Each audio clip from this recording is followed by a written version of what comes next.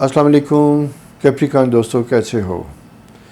آپ بھی کہیں گے کہ ہر ویک باتوں خبریں سناتا ہوں، لیکن حالات جو کہ تو ہیں اس میں کوئی تبدیلی نہیں آ رہی، نہ معاملات بہتر ہو رہے ہیں۔ تو بھائی بات یہ ہے کہ اسے کہتے ہیں مہادشا، ایک بڑے لیول کے کینوس کے اوپر پرابلمز آئے ہوئے ہیں۔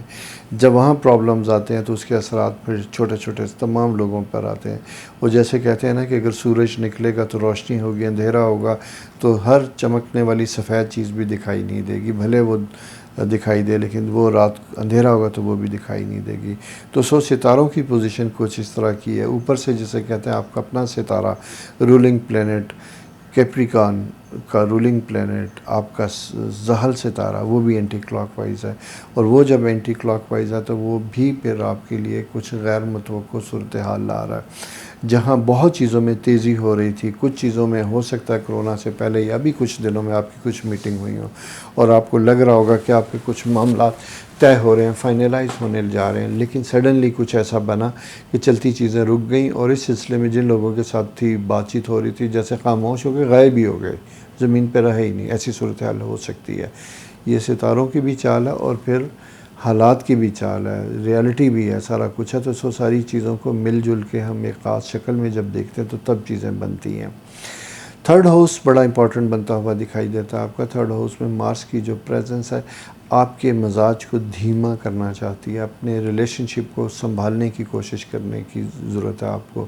تعلقات میں آپ نے اپنے آپ کو بڑا بہتر رکھنا ہے، اور سپاؤس خاص کر کیونکہ آپ کے کینسر ہاؤس میں جب میں دیکھتا ہوں تو مرکری موجود ہے، یہ سکون اور اطمینان لاتا ہے۔ اچھے دوست، اچھی بیوی، اچھا ہسبینڈ اگر ہے تو کوشش کیجئے گا کہ آپس میں بہترین وقت گزاریے گا۔ Try to be loyal with each other, یہ ایک سائن بڑا امپورٹنٹ اور بڑا اچھا بنا ہوا ہے۔ اور جسے کہتے ہیں کہ تکلیف اور دکھ کے وقت میں یہی رشتے ہوتے ہیں جو ایک دوسرے کے لیے سہارا بنتے ہیں، اور سہارا بننا چاہیے آپ کو۔ انشاءاللہ چیزیں بہتر ہوں گی، سکون بھی آئے گا، معاملات بھی بہتر ہوں گے۔ ستارے بہرحال ہمیشہ ایک سے نہیں رہتے، وقت ایک سا نہیں رہتا، ڈپریشن نہیں لینا چاہیے، مایوسی نہیں لینی چاہیے۔ آپ کی سکستھ ہاؤس میں سن، وینس اور کچھ ایسے پلانٹری پوزیشن ہے جو خاص اینگل پہ موجود ہیں۔ تو یہاں میں یہ کہوں گا کہ امید بہرحال قائم ہے، چیزیں بہرحال قائم ہیں۔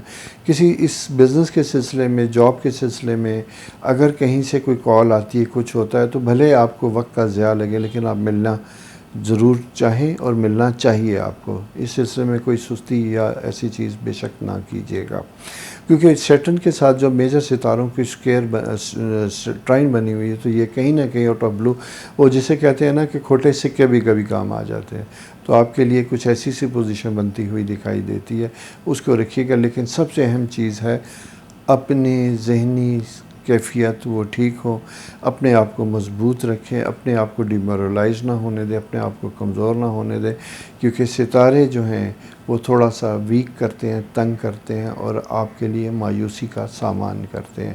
تو جب کہتے ہیں کہ ایسا ہو تو اپنے ارد گرد نظر دوڑائیں تو آپ کو لگے گا کہ صرف آپ ہی نہیں، ایک بہت بڑی دنیا اس وقت مشکل کا شکار ہے، دکھ میں، تکلیف میں ہے، اور بڑی جسے کہتے ہیں دعاؤں سے وقت گزار رہے ہیں۔